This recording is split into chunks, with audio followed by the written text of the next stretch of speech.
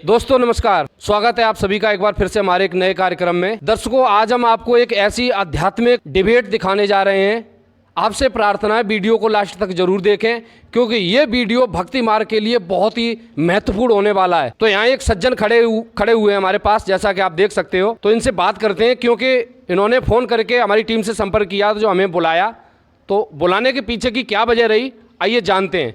जी नमस्कार सर। नमस्कार सर। जी सर, क्या नाम है आपका? जी मेरा नाम अनिल दास है। जी अनिल जी, आप हमारे दर्शकों को एक बार ये बताइए, आपने जो हमारे पास हमारी टीम के पास जो कांटेक्ट किया, संपर्क किया, हमको बुलाया यहाँ, मतलब बुलाने के पीछे की आपकी क्या खास वजह रही है? सर, आपको बुलाने की हमारे पास ये वजह रही कि अभी जो महाकुंभ चल रहा है उसमें मुनि अमावस्या पर कुछ घटनाएं घटी हैं महाकुंभ में जी। और कुछ हमारे जो शास्त्री जी वगैरह हैं, जैसे धीरेन्द्र शास्त्री जैसे कथावाचक, वो कहने लगे इस बात को कि जो कुंभ नहीं नहाएगा वो देशद्रोही है। तो इसमें हमारे चर्चाएं होने लगी। हमारे पड़ोसी हैं, हमारे भाई बंधु हैं, इनको जो जानकारी थी ऐसा इन्होंने समझाया। तो हमने कि ऐसे नहीं, हम एक पत्रकार जी को बुलाते हैं और हम लोग मिलके बैठ के सामूहिक रूप से इसका निचोड़ निकालते हैं कि क्या इसका निचोड़ निकलेगा जी। उसकी जानकारी हम सभी लोगों को सामूहिक रूप पे दी जाएगी। इससे समाज में भी एक अच्छाई फैलेगी, लोग इस चीज़ को समझेंगे तो बहुत अच्छा लगेगा। ये हमारा आपसे बुलाने का एक मेन उद्देश्य था। तो ये सर देखो, आपने एक बहुत सभ्य नागरिक का परिचय दिया यहाँ पर। दर्शकों, यहाँ इनके गांव में, मोहल्ले में जो भी ये चर्चा हुई थी, ये जो भाई लोग खड़े हुए हैं, जैसा कि आप देख सकते हैं, तो इनका ये संत रामपाल जी महाराज जी के फॉलोअर्स हैं। तो इन लोगों में आपस में एक विवाद हुआ, तो जिसमें इन्होंने क्या किया कि हमारी टीम से संपर्क किया, हमें बुलाया। और धीरेन्द्र शास्त्री, दर्शकों धीरेन्द्र शास्त्री ने जो कल एक बयान दिया था परसों, तो उस बयान को लेकर ही लोगों में एक मतलब संघर्ष हुआ, विवाद हुआ। तो उसके बाद हमारी टीम यहाँ मौके पर पहुँचती है। अब लाइव कवरेज हम आपको दिखाएंगे कि आखिर वजह क्या थी, क्यों विवाद हुआ इन लोगों में।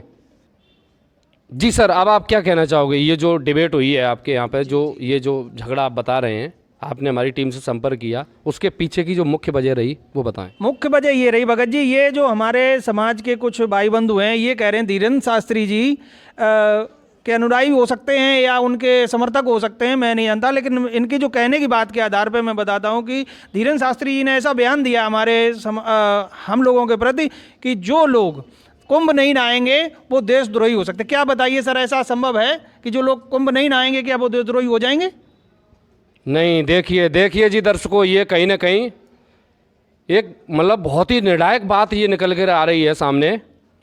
धीरेन्द्र शास्त्री अगर ये कह रहे हैं कि जो कुंभ में नहान नहीं करेगा, स्नान नहीं करेगा, ये मौनी अमावस्या का पर्व इसमें अगर नहीं आएगा वो देशद्रोही हो सकता है, ऐसा भी हमारे ये भाई साहब ये बता रहे हैं। तो इसके ऊपर ये सब विवाद हुआ था। तो आइए जानते हैं। जी सर, आप कुछ कहना चाहेंगे? जी, हम ये कहना चाहते हैं, ये संत रामपाल जी महाराज के शिष्य लोग हैं, जो अनुयायी हैं, वो कहते हैं हमारे गुरुजी ने कहा है गंगा नहाने से क्या होता है, जब तक मन का मैल नहीं धोया तब तक गंगा नहाने से कुछ नहीं होता। हम इन सभी लोगों को, ये तो सभी अनपढ़ जाहिल बगैर शिक्षा के संत रामपाल जी महाराज के पीछे दौड़ने में लगे हैं। आज तक किसी बाबा ने, ढोंगियों ने, इन्होंने किसी ने आगे समाज को बढ़ाया है, आगे समाज में बढ़ाया हमारे जैसे धीरेन्द्र शास्त्री जी हैं, अनिरुद्धाचार्य जी हैं, जिन्होंने सनातन को सही पहचान दी। इतने बड़े महाकुंभ में नहाने का वो मौका सबको परमात्मा ने दिया। अरे ये गंगा का भी स्नान नहीं करेंगे, इस पर में नहीं है, तो इनका मनुष्य होने का क्या मतलब? सारी मुक्ति गंगा यमुना से ही है। गंगा के तिलक लगा करके सभी अपने को बहुत धन्य मानते हैं। हमारी कथा भागवत राम कृष्ण सभी गंगा के आसपास हैं, गंगा जमुना के आसपास। और उस गंगा जमुना में और सरस्वती तीसरा ये संगम है, इतना लगभग 144 वर्षों बाद सुना है कि ये संगम पड़ा है। अगर इस संगम को भी ये लोग नहीं नहा सकते हैं, पवित्र होने का ऐसा मौका जीवन में कहाँ मिलता है? ये तो मूर्खों जैसी बात करते हैं, मूर्ति पूजा ना करो, ये ज्ञान है, वो ज्ञान है, कुछ नहीं है। जो ज्ञान आज तक चला आया है रामकृष्ण से बड़ा कुछ नहीं है, संगम से बड़ी कोई चीज़ नहीं है। संगम नहाना चाहिए और सब ये धन्य हो जाएंगे संगम नहा के। रामकृष्ण से बड़ा कोई नहीं है और गंगा स्नान बहुत ही जरूरी है। ऐसा अब हम चलते हैं संत रामपाल जी महाराज जी के भक्तों की तरफ। जी सर, आप में से कौन बताना चाहेगा? जी आप बताएंगे। जी जैसा कि हमारे सतगुरुदेव जी बता रहे हैं, जी गीता में बताया है सतगुरुदेव जी ने कि स्नातो यदि वा स्नातो शुचि यदि वा शुचि अहम स्मरामि स स्नातो सशुचि। नहाए हो या बिना नहाए हो, पवित्र हो या अपवित्र हो, जो मेरा स्मरण करता है वही नहाए और वही पवित्र है। और आगे कुछ अनुयायियों ने ये कहा है कि रामकृष्ण से कोई बड़ा नहीं है। तो गीता अध्याय नंबर 15 के श्लोक 7 के 15 में हमारे सतगुरुदेव जी बता रहे हैं कि नमाम दुष्कृता नाम मूढ़ा प्रपद्यन्ते नराधम मायायाम अपहृत ज्ञानम आश्रम भावाश्रिता। माया के द्वारा जिनका ज्ञान हरा जा चुका है, से आश्री स्वभाव वाले राक्षस, मनुष्यों में नीच, दूषित कर्म करने वाले लोग देवी देवताओं की पूजा करते हम तक भी नहीं आ पाते हैं। और हमारे सतगुरुदेव जी आगे बता रहे हैं कि उदारा सर्ववेते ज्ञानी त्वात्म वेमतम आस्था संयुक्तात्मा माम अनुतमाम गतिम। हे अर्जुन, ये आत्मा बड़ी उदार है और जो कोई कह देता है वहीं भाग खड़ी होती है, हम तक भी नहीं आ पाती है। लेकिन माम अनुतमाम गतिम, मेरी भी गति अनुत्तम है, यह जानने वाले महात्मा तो बहुत ही कम हो गए।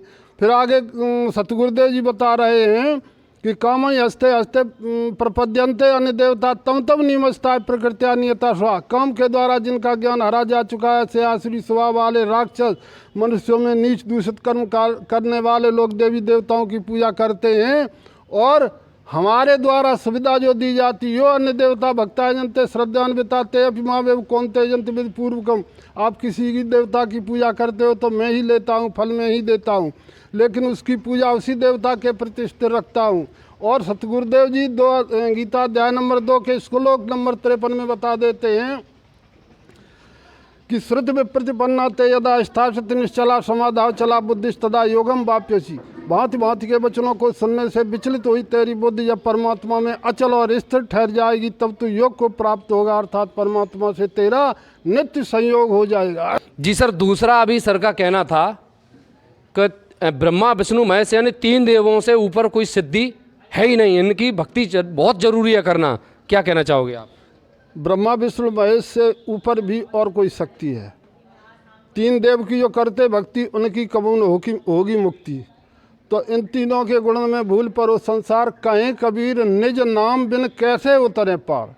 हमारे गुरुजी भी बताते हैं कि ब्रह्मा विष्णु महेश से भी ऊपर और कोई शक्ति है। फाइनल कर रहे हैं संत रामपाल जी महाराज जी के भगत का 3 गुणों की भक्ति में भूल पड़ो संसार, कहें कबीर निज नाम बिना कैसे उतरो पार। ये इनका कहना है। और गुण तीनों की भक्ति जो भी ये बता रहे हैं, अब आप क्या कहना चाहोगे? मैं ये कहना चाहता हूँ, ये रामपाल जी के शिष्य बता रहे किटपिट कर रहे हैं। हमारे शंकर जी जो थे वो गंगा जी को धरती पर लाए, इस संसार को तरण ताड़ करने के लिए। उसी की आलोचना हमारे धीरेन्द्र शास्त्री जी असली हिंदूवादी हैं, ये हिंदुत्व की स्थापना कर रहे हैं। और गंगा जी हिंदुओं के नहाने के लिए यहाँ आई है, जिसको यहाँ तरण ताड़ हो रहा है। और ये रामपाल जी के शिष्य इनकी गंगा जी की और धीरेन्द्र शास्त्री का भिड़ना कर रही है। ऐसा कैसे है, मैं ये इनसे जानना चाहता हूँ। जी सर, अब आप क्या कहोगे? मैं कहना चाहता हूँ, ये लोग कहते हैं गंगा पवित्र नदी है और यहाँ आई है, लेकिन इनको यही नहीं मालूम है कि गंगा जी आई कहाँ से है, गंगा का स्थान कहाँ है। वो हमारे सतगुरुदेव जी बताते हैं, ये सतलोक से आई हुई है गंगा, यहाँ पर बह रही है। गुरुजी गंगा का अपमान नहीं कर रहे हैं, गंगा को पवित्र बता दिया, लेकिन ये बता दिया है कि आप शास्त्रों के अनुकूल, जो शास्त्र कहते हैं गीता में, गीता अध्याय 8 के श्लोक नंबर 8 में कह दिया कि अर्जुन तू शास्त्र विहित कर्तव्य कर्म कर। सर मैं टोकना चाहूँगा आपको। जैसा कि अभी भाई साहब बता रहे हैं कि गंगा जी का 144 साल बाद कोई पर्व लगता है, और ये कह रहे हैं कि इसको मतलब हमारे पाप कर्म धोने के लिए गंगा जी और पृथ्वी पर आई है इस मृतलोक में। तो क्या गंगा जी का स्नान करने से आपके गुरुजी क्या बताते, गंगा जी के स्नान से कोई पाप कर्म धुलते हैं या नहीं? इस विषय में थोड़ा प्रकाश डालें। हाँ भगत जी, गुरुजी कहते हैं अगर गंगा के स्नान से अगर पवित्र हो जाता है इंसान, तो उसमें जल और कच्छ मच्छ ये बहुत रहते हैं, ये बहुत पहले से पार हो जाते। पर भी लेन जात है दुनिया, हमरा ज्ञान किने ना सुनिया। गोते गोते पर है भारम, गंगा जमुना गए केदारम। कहते वहाँ जाओ है ना, गोते मारो, जितने गोते मारो उतने पाप इकट्ठे। गोते गोते पड़ है भारम, यानी वहाँ से वहाँ तक पैदल गए, वहाँ तक कितने पाप लगे। और 4 गोते गंगा में मार लिए तो पाप इकट्ठे। गंगा में नहाने का केवल स्नान का लाभ तो है, लेकिन आध्यात्मिक लाभ कति नहीं। वो तो एक निर्मल जल है, सतलोक से आया हुआ है, वो तो पीने के लिए है, केवल उसमें नहाकर कल्याण नहीं हो सकता। ये अगर ऐसा होता तो गीता जी में लिख देते भगवान परमात्मा 1-2 शब्द की तरह लिख देते गंगा में नहा आइयो, तो उसमें नहीं लिखा है, तो विधान नहीं है प्रभु का। हमने केवल कल्याणार्थ गंगा पर नहीं जाना चाहिए। स्नानार्थ जा सकते हैं, जैसे वहाँ आस पास रहता है कोई आदमी, या किसी कामवश आप चले गए किसी वहाँ शहर में आस पास गंगा बह रही है तो नहाओ, धो ठाटते पानी पियो उसका, वो कोई दिक्कत नहीं। लेकिन कल्याणार्थ या उससे कोई हमें आध्यात्मिक लाभ मिलेगा इस उद्देश्य से जाओगे तो आप पाप के भागी यानी नाम रहित हो जाओगे। गोते गोते पड़ है भारम, गंगा जमुना गए केदार। इसका मतलब जब वो पार नहीं हुए तो ये सब कुछ नहीं पार हो सकते हैं। ये सब ढोंगी हैं और पाखंडी हैं और अपना पाखंड फैलाए हुए हैं। ये ब्राह्मणवादियों ने इन्होंने ये बनाया फैलाया हुआ है। और धीरेन्द्र शास्त्री जी की जो अगर बात कही जा रही है तो उन्होंने इस बात को रखा है कि जो लोग अभी कुंभ में जो अमृत स्नान की बेला पे जो मर गए हैं, जिनका शरीर छूट गया, वहाँ पे जो मृत्यु को प्राप्त हुए हैं, उनका बोला गया है कि ये सीधे परमधाम गए हैं। आप बताइए, एक और मंडलेश्वर जी हैं, उन्होंने बोला है कि अगर ये पाप चले गए तो आप क्यों नहीं आते धीरेन्द्र शास्त्री जी, आपको नहीं जाना क्या? भाई आपको भी तो जाना चाहिए। हम लोग परमात्मा प्राप्ति के लिए तो कर रहे हैं, हम किसी तरीके से कर रहे हैं, आप दूसरे तरीके से कर रहे हैं। संत रामपाल जी महाराज जो शास्त्र अनुकूल साधना बता रहे हैं, हम लोग उन्हीं के कर कमलों पे चल रहे हैं, उनकी बताई हुई बातों को कर रहे हैं। और ये जो हमारे भाई बंधु हैं, धीरेन्द्र शास्त्री हुए, ऐसे जाने कितने हरुद्राचार्य ऐसी बातें करते हैं कि जैसे इनकी बातों का ना कोई सर न पैर नजर नहीं आता। इतनी समाज को इतना भ्रमित कर रखा है, इतना आडंबरों से तोप रखा है, जो पर्चे बनाते हैं, कहीं कुछ करते हैं। तो अभी जितने लोग वहाँ पे कुंभ में शहीद हुए, मर गए, उनके लिए क्या ये इस तरीके की बात विचारधाराएं चलेंगी? अगर वो चले गए तो तुम्हें नहीं जाना चाहिए। हम तो कहते धीरेन्द्र शास्त्री जैसे जितने महामंडलेश्वर और जितने बाबा संत घूम रहे हैं वहाँ पे, जो कोई नंगा घूम रहा है, कोई वैसे घूम रहा है, क्या ये कोई बाबा है? इन्होंने समाज के लिए कौन सा काम किया? मुझे ये बता दिया जाए कि इन्होंने समाज की भलाई के लिए, समाज की अच्छाई के लिए, समाज को आगे बढ़ाने के लिए, जो समाज का विकास क्या कर रहे हैं ये? मुझे कोई एक चीज़ बता दो। चाहे ये जो सरकार घूम रही हो, चाहे कोई भी है, इनका मुझे एक प्रावधान बता दो कि ये समाज के लिए ये इन्होंने अच्छा कार्य किया है। जी आपको एक टोकना चाह रहे हैं, मैं जी सर चाह रहे हैं। इसी प्रकार काशी में जो करौंत लगाया था, काशी आज से 600 वर्ष पहले, ऐसा जैसे आज कुंभ के मेले में जो लोग मर रहे हैं, इसी प्रकार काशी में जब परमात्मा आए थे कबीर साहब, इसी प्रकार इन लोगों ने काशी वाला करौंत लगाया था। आदमी मर रहे थे लोग बाग, तब उनकी मुक्ति नहीं, आज ऐसे ही वही कर रहे हैं। तो यही कहना चाह रहे हैं, ये चीज़ सब गलत है, मत ऐसा फैलाओ भ्रमना। ये सभी शास्त्र विरुद्ध साधना करवा रहे हैं, ये बिल्कुल ही निराधार, ये समाज को एक गहरे खाई में धकेलने का काम आज के जो संत और जो महंत कर रहे हैं, इनका कोई सर पैर नहीं है। इनको परमपिता परमात्मा संत रामपाल जी महाराज से माफ़ी मांगकर उनके ज्ञान को समझना चाहिए। हम तो कहते हैं इसकी एक निहित पाठशाला बनाई जाए और ये जितने पहले इनको समझाया जाए, इनके ज्ञान की चर्चाएं की जाए। मेरे गुरुजी ने 100 बार कम से कम इस बात को रखा है कि आप समाज में शास्त्रार्थ करिए। इनको किसी को ज्ञान नहीं है, और यदि इनको कोई शंका है तो मैदान में करो चर्चा हमारे साथ। आध्यात्मिक ज्ञान चर्चा में शुरू कर रखी है, छुपते फिर रहे हैं, मना कर देते हैं, नहीं हम नहीं करेंगे। वो तो निंदा करता है, तुम कर लो मेरी निंदा, तुम भी करो, मैं सच्चाई बताऊं, तुम निंदा करो, आओ फैसला होगा अभी। तो कहने का भाव ये है कि कहने मात्र से नहीं कि मैं उनको ये कह रहा हूं उनको ज्ञान नहीं है।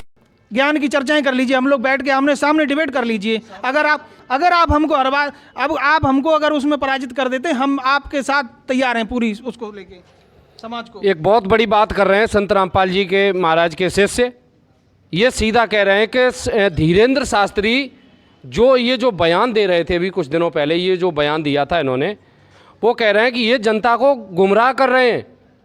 और अभी एक भाई साहब बता रहे थे कि ऐसे ही गुमराह आज से 600 साल पहले काशी में किया था, ऐसा ये बता रहे हैं सज्जन। तो 600 साल पहले यानी झूठ बोल करके पंडों ने करौंत लगाया था। जैसा कि अभी आपने सुना ये बता रहे हैं। और ऐसे ही ये कह रहे हैं कि धीरेन्द्र शास्त्री बिल्कुल झूठ बोल करके जनता को वहाँ भीड़ इकट्ठी करी इन्होंने और ये सब करा दिया। गंगा जी के स्नान से कोई मुक्ति नहीं होनी है। जी, करौत का मतलब हम बता दें, शायद करौत का मतलब समाज में लोग नहीं जानते होंगे। करौत का मतलब था कि जो पांडव और जिन लोगों ने लालच में आके, जैसे बड़े बुजुर्ग जो अपने माता पिता को नहीं कर पा रहे थे, इन्होंने एक झूठी भ्रमणा फैलाई कि जो लोग काशी में मरेंगे, करौत से मरेंगे, उनको स्वर्ग की प्राप्ति होगी। तो अपने हर बड़ा बुजुर्ग यही चाहता है कि बेटा मेरा समय आ गया है, मुझे मरना ही है, तो चल बेटा काशी में ले चल, मेरा वहाँ पे करौत के द्वारा मेरा वो हो जाए। करौत का मतलब था कि पंडों ने एक कुछ पैसे, चंद पैसों के लिए लोगों को एक धारदार हथियार से उसमें रख के गर्दन कटवा दी जाती थी और उस तरीके से उसकी मृत्यु हो जाती थी। और ये लोग सोचते थे करौत हो गया और हमारे माता पिता स्वर्ग पहुंच गए, लेकिन ऐसा संभव नहीं था। ये सब भ्रमणाएं हैं। परमात्मा कहते हैं गला काट के कोई वो नहीं होता है। इतनी दुराचार। जी, अब आप क्या कहना चाहोगे? जैसा कि ये बता रहे हैं, रामपाल जी के भगत बता रहे हैं, जो ये सीधा कह रहे हैं कि गंगा जी के स्नान करने मात्र से कोई मुक्ति नहीं होगी।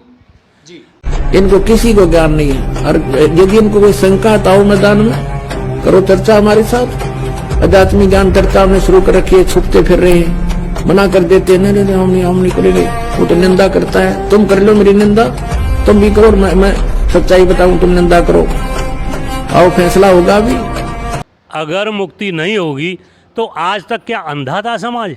ऋषि मुनि जिन्होंने इतना तप किया, भगीरथ जैसे ने अपना राज्य त्याग करके नागा बन के और इस गंगा को लाए, जिससे सबके पिंडदान वहाँ होते हैं, सारे गंगा में ही सारा स्नान करते हैं, जो नहा रहे सब गंगा से ही मुक्त हैं।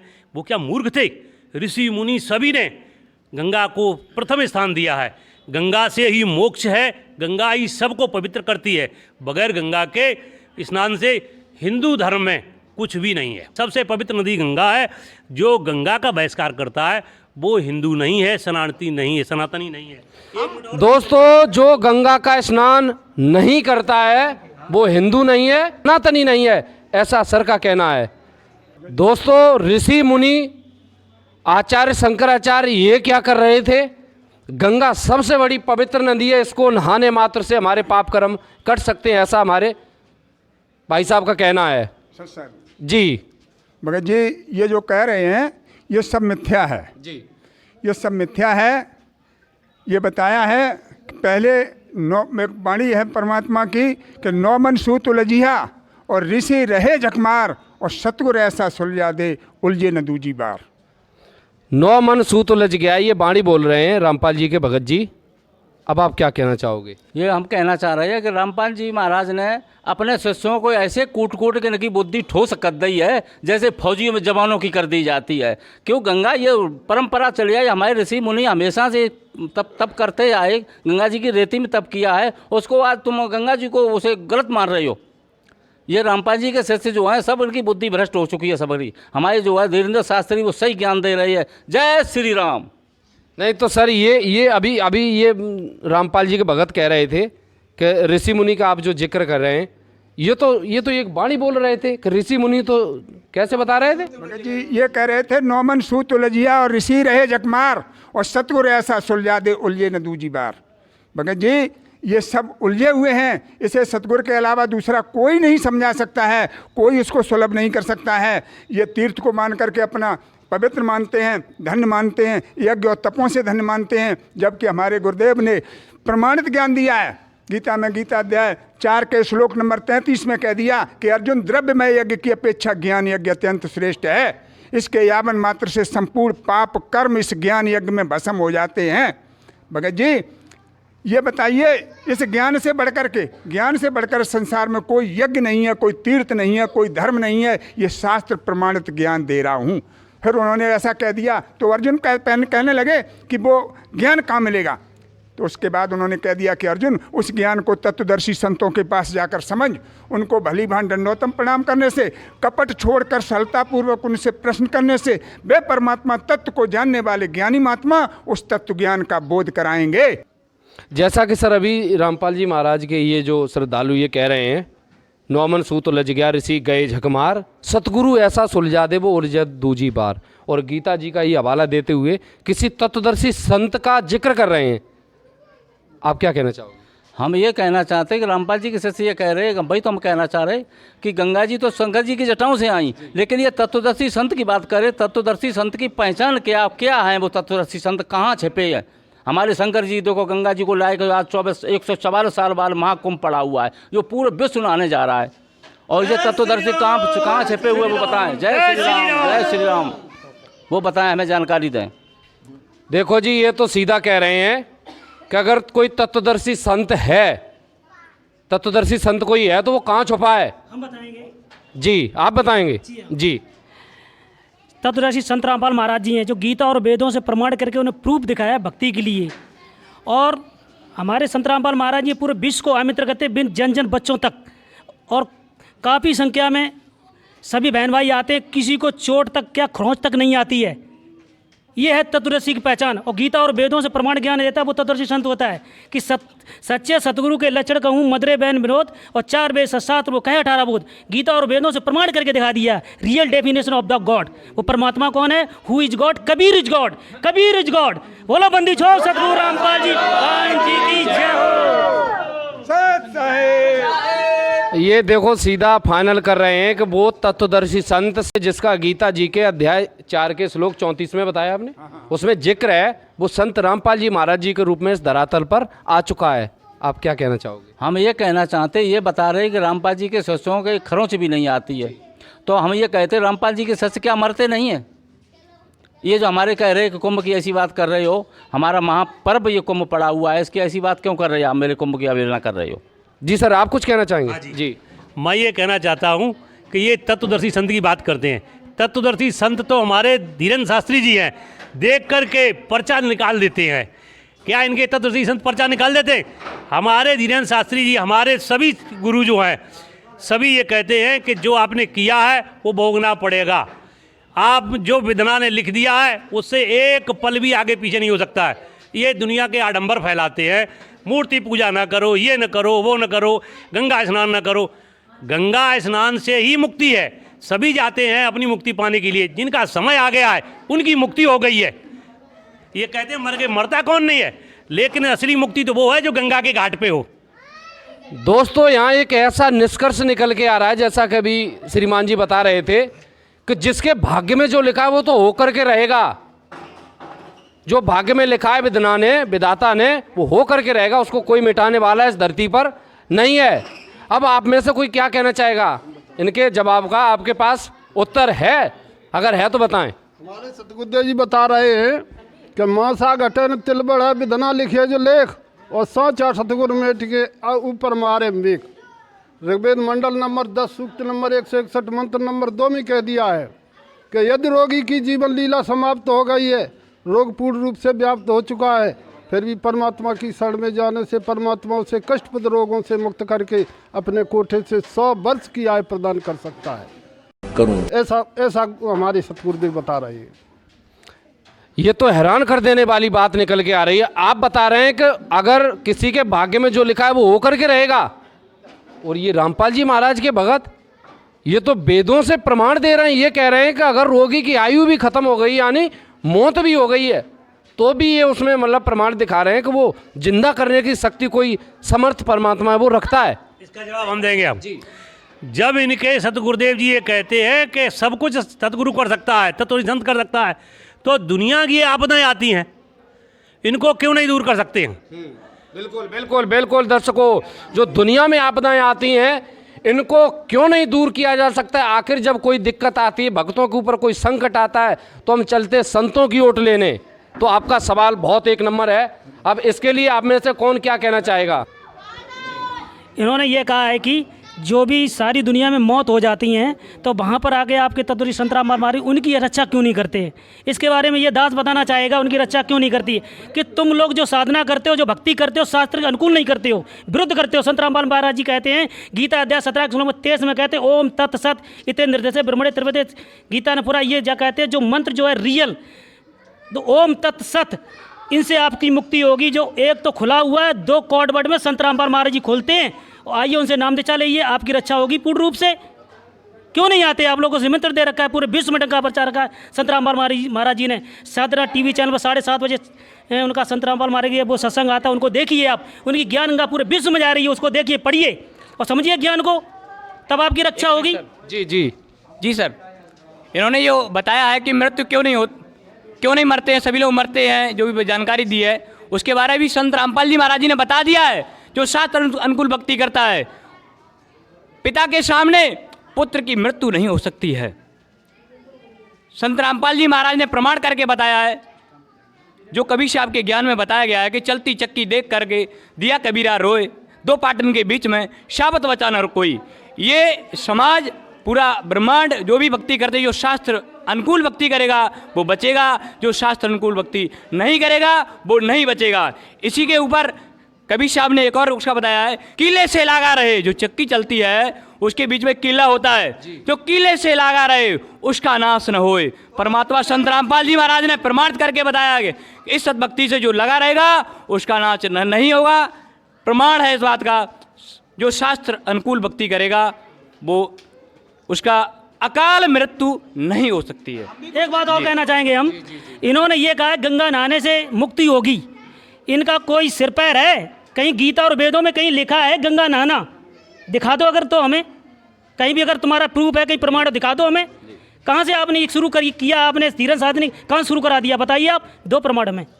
जी जी जी सर, मेरा कहना ये है कि रामपाल जी के शिष्य कह रहे गंगा नहाने से कोई पाप हो, अगर नहाने से ये पाप मुक्त नहीं होते हैं तो ये गंगा जी स्वर्ग से पृथ्वी पर क्यों लाई? हमारे ऋषि मुनि क्यों लेके आए इसको?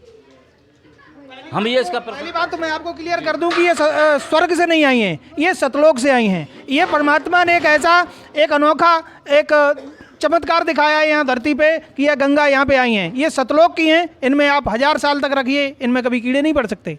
ये पवित्र हैं, सबको सही है। सतलोक का एक उदाहरण है, एग्जाम्पल है। सतलोक परमात्मा कहते हैं कि जहाँ पे कभी किसी का नाश नहीं होता, जहाँ सांसों से शरीर नहीं है।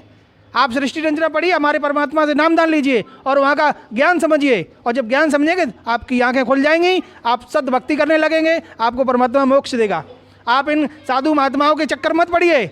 इन्होंने अगर कुछ करना होता तो आज इतने महाकुंभ में इतने लोग नहीं मरते।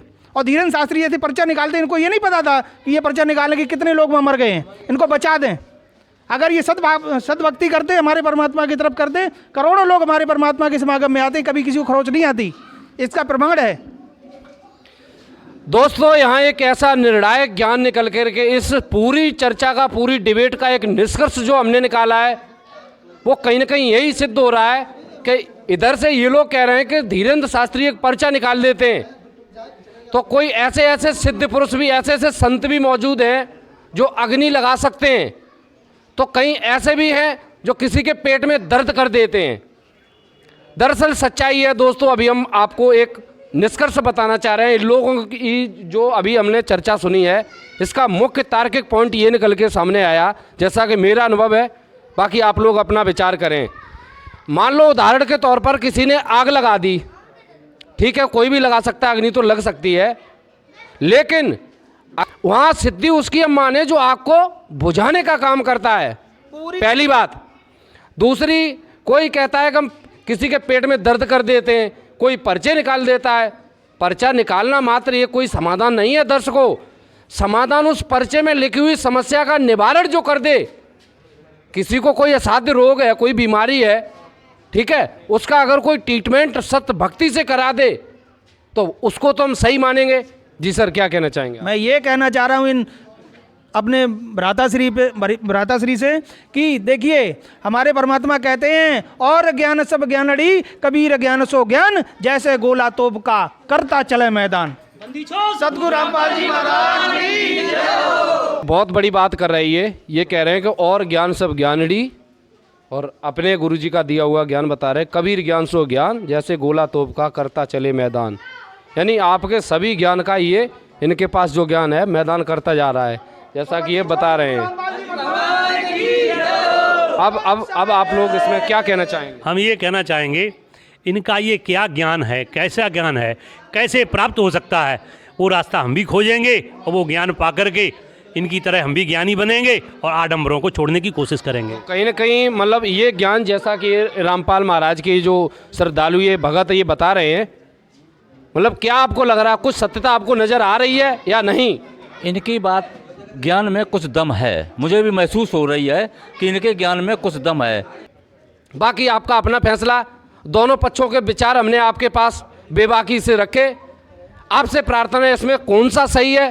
क्या संत रामपाल जी महाराज जी के भगत शिष्य जो बता रहे हैं वो ज्ञान आपको सही लग रहा है, या ये हमारे जो भाई ये जो खड़े हुए हैं ये जो बता रहे हैं ये सही कह रहे हैं?